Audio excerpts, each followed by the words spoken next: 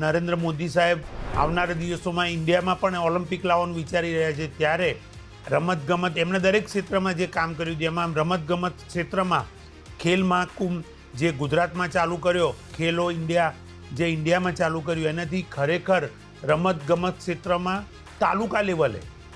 Infrastructure બનાવ્યું અને તાલુકા લેવલે દરેક રમતને જુદી જુદી રીતે જોવામાં આવી અને ગામડા લેવલે બી એ જુદી જુદી રમતોનું આ ગ્રુપ 4-5 ઇવેન્ટોની રમતનું એક ગ્રુપ બનાવી અને એની સ્ટેડિયમો બનાવ્યા અને રમત માટે ઇન્ફ્રાસ્ટ્રક્ચર બનાવ્યું છે અને તાલુકા લેવલે જુદા જુદા ઇન્ફ્રાસ્ટ્રક્ચર બનાવી અને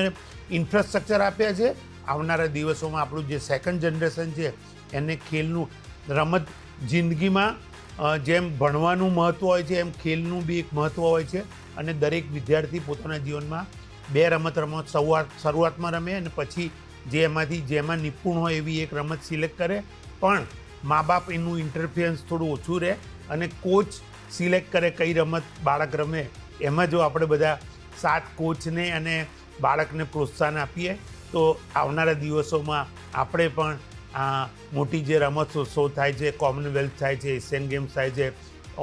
ઓલિમ્પિક થાય છે, એ બધામાં આપણું પરફોર્મન્સ ભારતનું જુદા લેવલે, જે ભારત વિશ્વગુરુ બનવા તરફ થઈ રહ્યું છે ત્યારે જુદા લેવલે થશે એવી અપેક્ષા છે. અને ખરેખર નરેન્દ્રભાઈ સાહેબે જે આ ખેલ મહાકુંભ ચાલુ કર્યું એનાથી જે આ ગુજરાતનું વાતાવરણ બન્યું એને જે ભૂપેન્દ્રભાઈ અને હર્ષભાઈ આગળ લઈ રહ્યા છે એના માટે ખરેખર અભિનંદન.